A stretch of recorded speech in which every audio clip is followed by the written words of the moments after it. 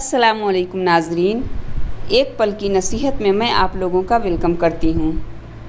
ناظرین، انصاف کے معاملے میں جو لوگ بہت مشہور ہوئے ان میں سے ایک نام جہانگیر کا بھی آتا ہے۔ ہندوستان کے مغل بادشاہوں میں جہانگیر اپنے انصاف کے لیے بہت مشہور ہے۔ انصاف کے معاملے میں اس نے اپنی چہیتی بیگم نور جہاں کے ساتھ بھی رعایت نہیں کی۔ ایک بار ملکہ نور جہاں اپنے محل کی چھت پر ٹہل رہی تھی۔ اس وقت پہرا لگا دیا گیا تھا کہ محل کے آس پاس کوئی مرد نہ گزرے۔ اتفاق سے ایک دھوبی آ نکلا۔ دھوبی کی نظر ملکہ پر پڑی اور ملکہ نے دھوبی کو دیکھا۔ ملکہ کو بڑا غصہ آیا کہ ایک غیر مرد نے اسے دیکھ لیا ہے۔ اس نے دھوبی کو تیر ماری۔ دھوبی وہیں گرا اور مر گیا۔ دھوبی کے وارثوں نے خون کا دعویٰ کر دیا۔ مقدمہ عدالت میں گیا۔ تحقیقات ہوئی۔ ملکہ نور جہاں نے اقبال کر لیا کہ اسی نے مارا ہے۔ اقبال کرنے پر بادشاہ نے پھانسی کا حکم دے دیا۔ ملکہ نور جہاں محل سے گرفتار ہو کر حوالات بھیج دی گئی اور اس کے لیے کھانے پینے کا وہیں انتظام ہو گیا۔ جہانگیر کے اس فیصلے سے شہر بھر میں ہلچل مچ گئی۔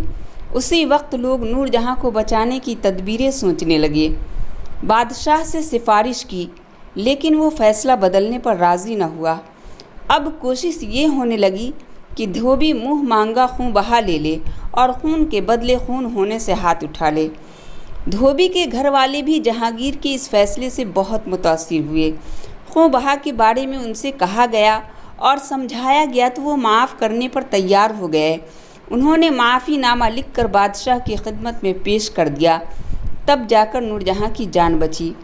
نور جہاں کو جہانگیر کتنا چاہتا تھا اس کا اندازہ اس فقرے سے ہو سکتا ہے جو معافی کے بعد اس نے نور جہاں سے کہا تھا۔ اس نے کہا تھا، اے ملکہ، اگر تم موت کے گھاٹ اتر جاتی تو میں زندہ کیسے رہتا۔ ناظرین، تو یہ تھے ان کے اندر انصاف کا جذبہ، اللہ کا ڈر، خوف کہ اپنوں کی بھی رعایت نہیں کرتے تھے۔